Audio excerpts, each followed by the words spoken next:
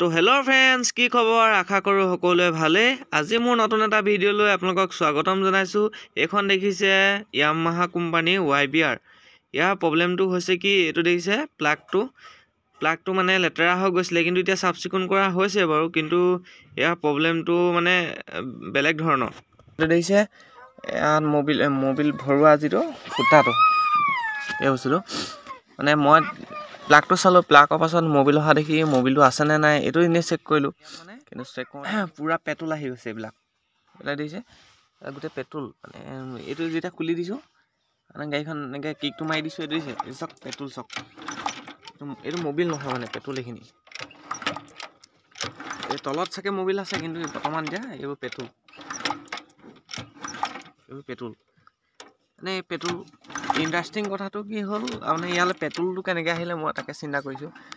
ইয়াত হয়তো এয়াৰ ফিল্টাৰখন জাম হৈ আছে।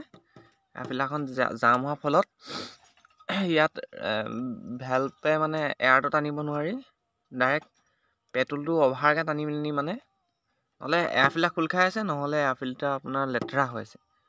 আৰু অধিক মানে পেট্ৰল হাৱাটো টানোতে অধিক পেট্ৰলটো আহি গৈছে, নহ'লে তেলটো অভাৰফ্ল' হোৱাৰ ফলত অধিক তেল আহি গৈছে। আহি যোৱাৰ লগে লগে ইয়াত ৰিঙৰ ফাকেদি নি ইঞ্জিনলৈ গুচি গৈছে।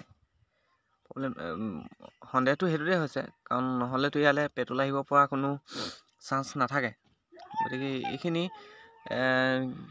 প্ৰব্লেমটো কি আপোনালোকক মই প্ৰথম এয়াৰ ফিল্টাৰখন খুলি চাই লওঁ, চোৱাৰ পাছত বাকীখিনি চেক কৰি গৈছোঁ। আমি এতিয়া এয়াৰ ফিল্টাৰখন খুলি চেক কৰোঁ কেনেকুৱা হৈছে, আপোনালোকক এইখিনি দেখাম।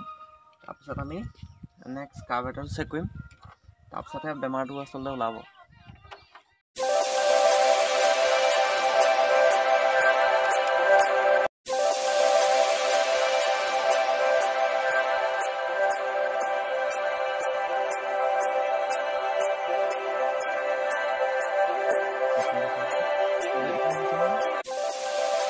ফ্ৰেণ্ডছ, মানে ইয়ালৈ আচলতে পেট্ৰল আহি গৈছে, এইটো অভাৰ হৈ পেলিনিহে ফ্লেগ গুচি গৈছে।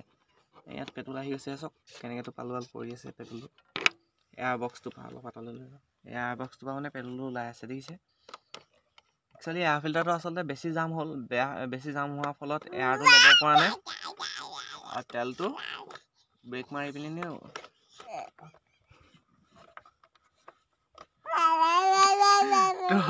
তো ফ্ৰেণ্ডছ, আমাৰ এয়া মিস্ত্ৰীৰ লগত মিস্ত্ৰী হ'ব শিকিছে দেই বেটীয়ে। এই হাই দিয়া, হাই হাই হাই হাই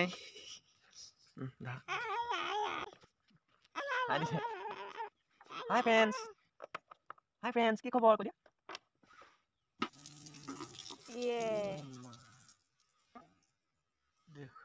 তো ফ্ৰেণ্ডছ, দেখিলে এয়া চাওক, এইখিনি চাওক কেনেকৈ পেট্ৰল ওলাই গ'ল। মানে পেট্ৰল গোটেই এয়াৰ বক্সটোত আধা ইমানটো পূৰা পেট্ৰল হৈ আছিলে।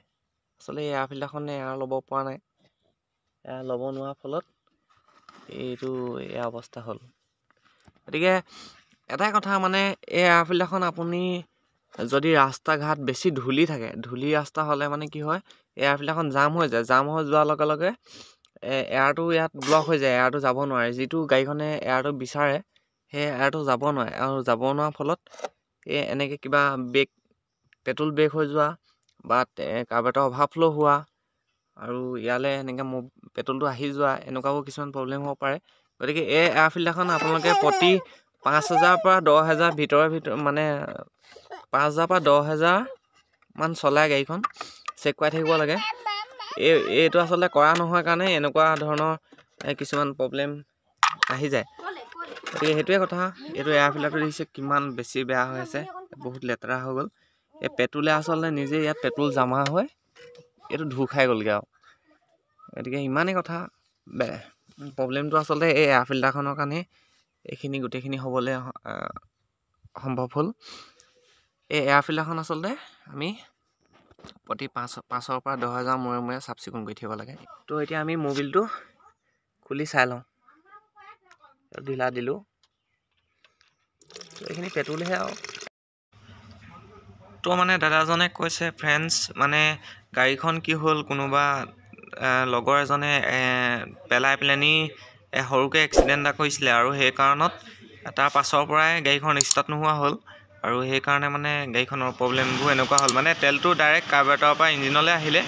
আৰু ভিডিঅ'টো যদি ভাল পালে লাইক কমেণ্ট শ্বেয়াৰ ছাবস্ক্ৰাইব কৰি দিব ফ্ৰেণ্ডছ। তো আজিলৈ ভিডিঅ'টো ইমানেই আছিলে।